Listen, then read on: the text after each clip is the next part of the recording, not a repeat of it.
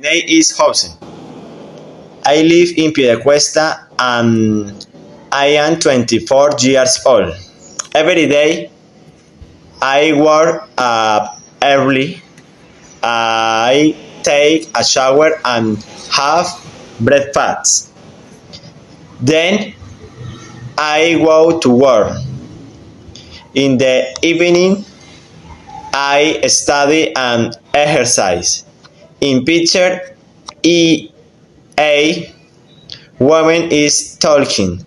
She is wearing a purple blouse and black pants. A man, a man is listening.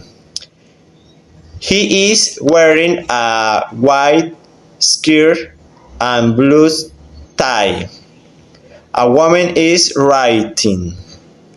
She is wearing a white blouse. In picture C, a woman is talking on the phone. She is wearing a green blouse.